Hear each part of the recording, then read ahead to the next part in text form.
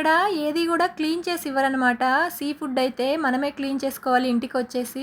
నాకు రాదు, నేను క్లీన్ చేయను అనేసి నేనెప్పుడూ చెప్పను. నాకు వచ్చినా రాకపోయినా గానీ సైలెంట్‌గా ఉంటాను, చేస్తాను అని చెప్తాను. ఇంకా మా హస్బెండ్ అయితే ఎప్పుడు తీసుకొనొస్తుంటారు రొయ్యల్ని. వాటిని క్లీన్ చేసి కర్రీ చేసేసరికి చాలా టైం పట్టుద్దనేసి నేనిక్కడ రొయ్యల బిర్యానీ అయితే ప్రిపేర్ చేస్తున్నాను.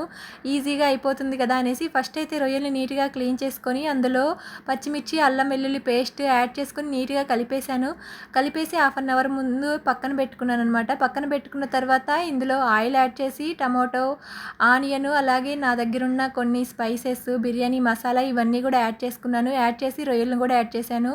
రొయ్యల్లో నుంచి వాటర్ అయితే చాలా వచ్చాయి. ఆ వాటర్ అంతా ఇంకిపోయేంత వరకు నీట్‌గా మగ్గించుకోవాలి. తర్వాత ఇందులో నేను ధనియాల పొడి, జీలకర్ర పొడి ఇవి యాడ్ చేస్తున్నాను. నా దగ్గరైతే గరం మసాలాలు అలాంటివేమీ లేవు.